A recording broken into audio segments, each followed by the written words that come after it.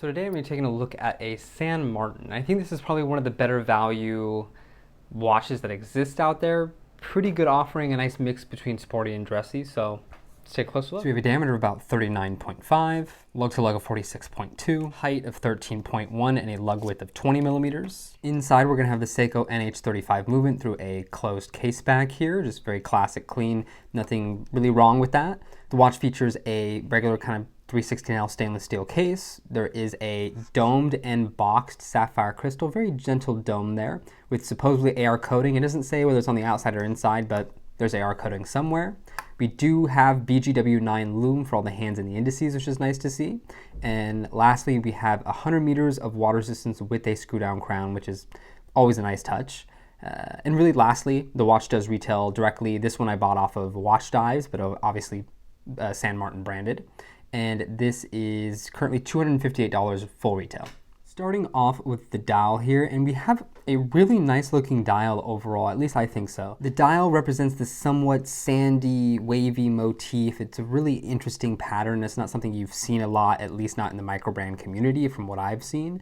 So it's nice to see a newer kind of texture make its way into watches, and arguably I think it just looks pretty. Once we zoom in, you'll be able to see it a little bit more, but there is a true three-dimensionality to that pattern, which is always nice to see. Sometimes you get these textures which are very one-dimensional or really flat, so you can't get a lot of depth out of it, whereas here, as you move it, it does kind of change and really has a lot of light play to it, which is surprising. Pretty classic dial layout here. We have, I honestly forget the name of this handset. I believe it might be paddle. I'll correct it down below if that's not what it is. But a handset we honestly don't see a lot in watches. It has a cool shape to it. I do like it because the shape is pretty well mirrored in the rest of the indices for the watch. You can tell all the indices are pretty much the same size, except the 6 is almost like a 1.5 times marker, and the 12 is more like a 2 times marker, which is pretty interesting.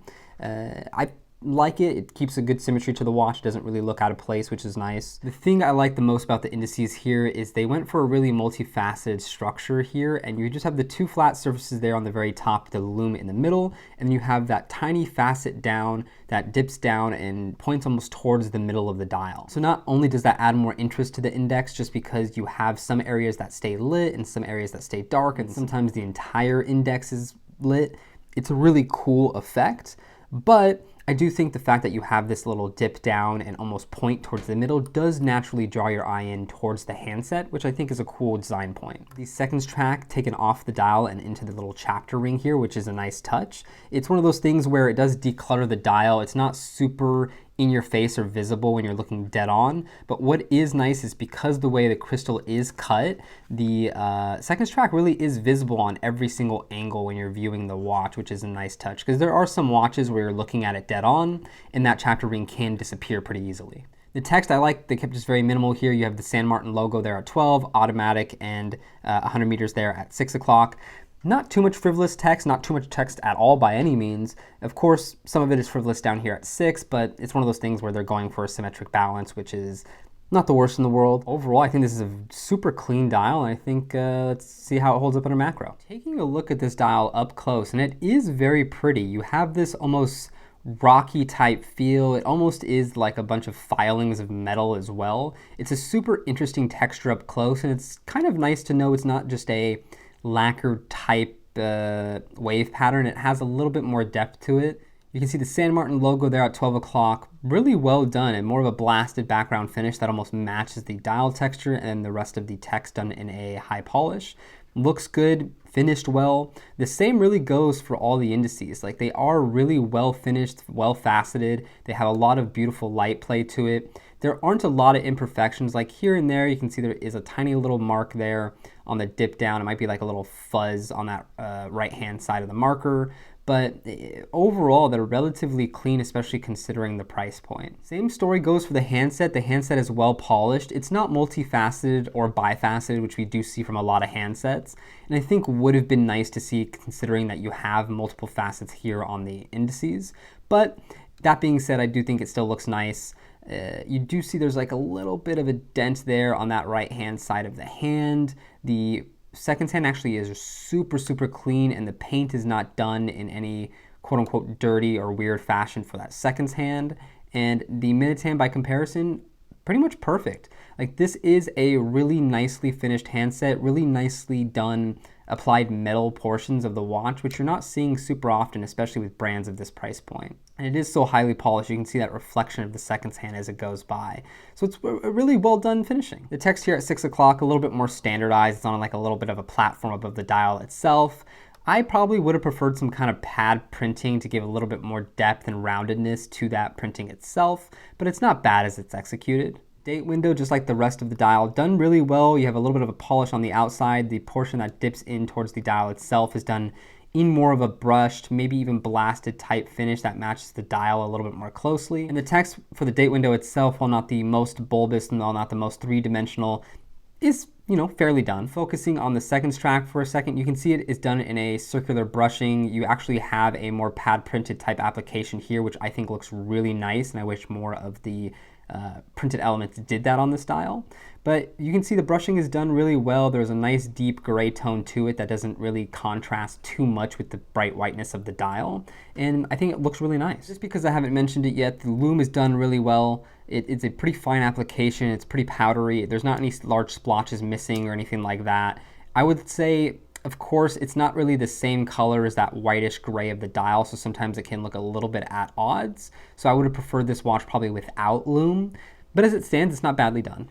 Taking a look at the watch in natural light, we can see in direct sunlight, the dial pops out a lot more. You can see those defined ridges, that kind of between silver to white leaning dial tone, and it does shift between color, which is nice to see. The metal actually looks pretty well finished in direct sunlight too. It doesn't look too cheap. By comparison, in more shaded light, everything looks very nice, very soft. The finishing of the watch looks fantastic. The dial texture still pops out, which is nice. Now we have the indices themselves kind of popping and grabbing your interest in the light.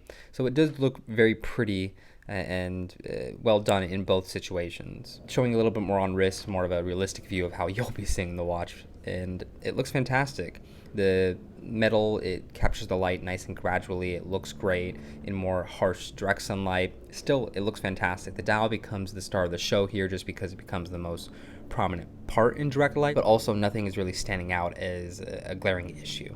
So looking at the case of the watch here, and while relatively simple, it is pretty nicely done. It, interestingly enough, has a little bit of a Grand Seiko type case shape to it. You can look, and maybe I'll include a picture somewhere here.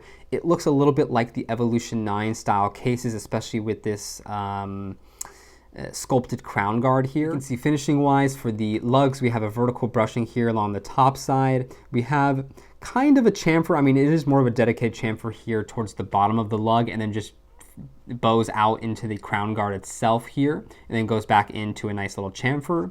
Same thing happens on the other side, but it's a more dedicated chamfer all the way through. We can see for the bezel itself is actually a sunburst brushing, which is an interesting touch. It does draw your eye into the bezel, and I think I probably would have preferred a circular brushing, but it's not bad as it's done. What is nice about the bezel itself, as you can see, it does have that flat brushed surface, but then it doesn't end there, and it has a little bit of a lip, a little bit of a dip down. It has this more slightly conical nature about it. So that edge is in full high polish, and then you get to the actual vertical edge of that bezel, and then that is done in a brushing that is circular brushed. Looking at the case side, here we do have vertical brushing on the sides. It's a pretty nice case. You can see there's a gentle curvature to that case shape. It's not overly thick, and you can see a lot of the height is being held there in the case back, so it does wear well on wrist and feels visually fairly thin. And then we have a little bit of a chamfer here along the bottom, which is a nice touch, something they didn't have to do, but it visually thins out the watch case and actually acts as a little bit of a chamfer that helps kind of soften that case edge. It's not as sharp as it would have been otherwise. Focusing on the crown for a second, it has a really good knurling. It's easy to manipulate. When it pops out, it's not the most defined click from its unwinding, but the positions are really sturdy. It's easy to click in and out. The actual operation of the watch itself is super buttery smooth for changing the date. That's a little grittier, so it's just one of those things where it's an NH movement. It's not the most fancy thing in the world, but it's not bad either.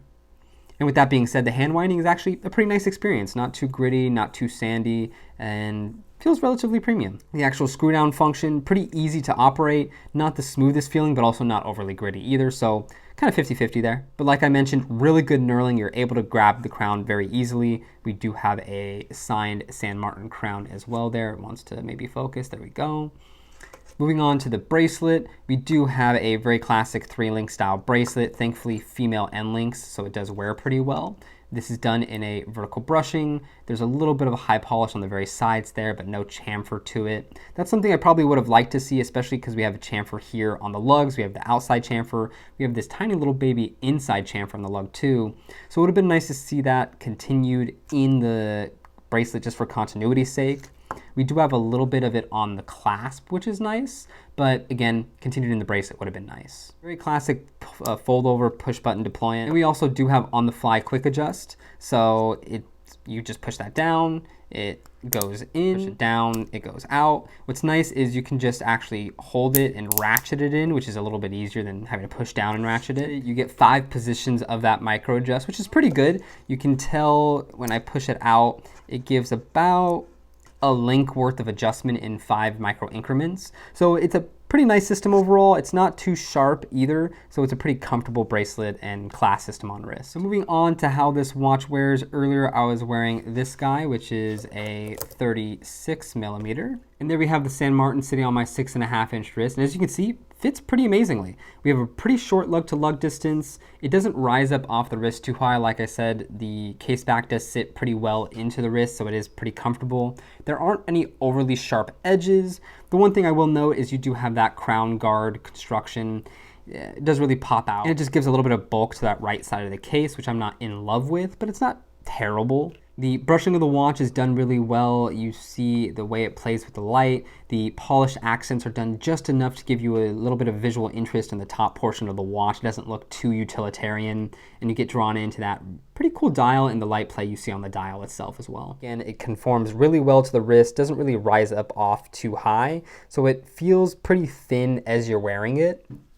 It's not the thinnest case, it's not the thinnest movement inside, but it is a well-constructed case shape that feels premium. If I move the watch up a little bit, I have closer to a 6-inch wrist there, and still fits completely within the bounds of my wrist. You can absolutely wear this on a smaller wrist and it would still look fine. Even though this is a BGW9 loom configuration, this has a slight amount of green tone to the actual loom plots. So I think when you put it on green straps, it looks pretty good. The main reason I think that's happening is this is on a silverish white dial with so many white tones and so many silver tones, it's hard to make it a pure white loom application. The only time I've ever really seen that done well is if the markers in the hands are done in black to give it more contrast, but I don't think that would have looked perfect here. I don't know if they've changed the name of this or not, but I believe this is called the Pajama NATO or something similar to that from Blue Shark straps. A little bit of a white line in there tying in with the white dial, the green playing off all the tones pretty well, and just super comfortable. And the nice thing too, again, because it's not an overly thick watch, when you put it on a strap, especially a one-piece strap that goes under the case, it doesn't really add that much bulk or that much height to the watch overall. Something you can't go wrong with, a nice black silicone NATO. Really, really thin, adding pretty much no height to the watch overall, but feels relatively sturdy and is pretty comfortable on wrist. As always, I'll have these straps linked down below. I believe this is by Benchmark Straps. I don't know if they still make them or not, but I'll have it linked down below if it is. To me, looks great, really comfortable. The indices can almost have a black leaning tone sometimes, especially when they're not in bright direct light, so it does play off the strap pretty well. Because we have a slight green tint to some of the indices at certain angles, what is nice is it works well with green and kind of more sandy tan tones as well. I think this Colareb strap looks fantastic. It's a little bit thicker, so not quite as dressy as some of the other straps, but pairs well and I think it looks pretty nice. What I really do like is once you take this watch off the bracelet, the case shape becomes a little bit more defined. You can see how elegant and sharp and defined and how really thin those lugs are. And it's a really nice looking case overall. Even though this crown guard is sculpted and really in your face and is a large part of that right side of the case, because it's done in all high polish, sometimes when you're looking at it, it just kind of reflects and blends away, and you're not really noticing it too much. Last but not least, classic white silicone strap. I also wanted to put this on so you can see, again, the watch isn't quite white. It's this more silver-ish, whitish tone depending on the angle. So a strap like this I don't think pairs perfectly because it's not quite color matched. If you had some kind of silver Silicone, it'd be better, but I don't think they really make that. Comfy on the wrist at least, not terrible as a combo, but not as color matched as I would like personally. What I would honestly go for is maybe a red to match that tiny little hint in the second hand. That could be cool and add a little bit of a pop of color, but as it is, not my favorite combo. So pros and cons of this watch, and the first big pro I think really is just the case shape, and in many ways. One, the size is great. It's just under 40 millimeters. It fits well, 20 millimeter lugs. Like, it just has really good proportions. But outside that, the case is made well. It's machined well. There aren't any harsh edges. It's soft. It feels comfortable on the wrist. Beveled nicely. So really, things are finished to a standard you don't expect, especially not at this price. Another big pro for this watch, I think, is the micro adjust. The system here works well. It feels sturdy. It is a decent amount of positions, and you can get a comfortable fit. So having this at this price point and in a functionally not too thick clasp and a not too hard to use package, and a package that actually is pretty smooth in operation, is a plus. I also think the textures are beautifully done within this series. You can go for something a little bit more poppy and vibrant, like the red fume kind of fade to black style version. You can go with this one, which is more classic and clean. The way they did the textures and colors on the series is just really, really well done. And you can see in person under macro, it holds up and it looks gorgeous. And really, last but not least, the price is good. We're talking about $250, give or take, depending on tariffs and whatnot, and how much shipping will end up being. But right now on Watchdives, it's $258. That's a good price for what you're getting. Sure, it's an NH movement, you can find those everywhere, but we're talking about an automatic movement from a brand that's reputable. It's gonna work well. It's going to maybe not be the most accurate in the planet, but the operation's pretty decent. The thickness isn't terrible, at least the way they built the K-shape around the thickness. And the finishing you're getting for this price point, like, it is a really, really well done package. Not much else comes to mind at this price point when you're getting something that feels this fully formed. Now moving on to cons, and realistically I don't have many, and they're kind of hard to come up with on this watch. One of the major cons, and I find this with most white dials that include any sort of lume, is that I think the lume signature isn't great here in kind of daylight. It can lean slightly green or a slight tint that's not as white as the rest of the dial, so you get like a little bit of a color mismatch, and sometimes it looks awkward. Did it bother me a lot? Not necessarily. And you can even lean into it like putting it on a green strap or a, whatever strap pulls that color tone out. I'm really grasping at straws for the most part. Something I would like to see improved is them add polish to the edges of the bracelet. I just think it would tie into the watch design more, look more premium. I understand it's probably a bracelet they use across multiple different models and they just want to keep it easy and simple, but it would look better. But outside that, there's not really much else bad with the watch, especially considering the price point. This is a well-made watch. It's going to probably exceed your expectations in most areas, unless you're just crazy high expectations of a watch like this. It is well finished, it's well done, it is worthy of your attention, realistically. Is there reasons maybe not to like the watch? Sure. I mean, it's not the most original of designs. They basically took a Grand Seiko Evolution 9 case shape, modified it slightly by making it a tad smaller, and that's it. I mean, technically they use different markers as well, so I mean, there's that at least. Is that a terrible thing? I mean, they made it their own in some different ways, so it could be a lot worse realistically. If this watch appeals to you in any way aesthetically, if you maybe like the GMT version of this watch, if you like one of the colorways, you want something fun, you want something sturdy, you want something that is a great everyday watch because it has a little bit of water resistance, it looks a little bit dressy, this watch genuinely can do anything, and it does it at a price point that I think is very fair and will, I think, impress you overall. So anyway, those are just my thoughts, my general ramblings. Thank you as always for watching the video. Let me know what you think down below. Do you agree? Do you disagree? Realistically, what model do you think is better value than this one? Because again, there's not even much I can say that's wrong with the watch itself. So I guess let me know what you think is wrong with it. But anyway, thank you again for watching. I hope you got something out of the video, and I will see you in another one.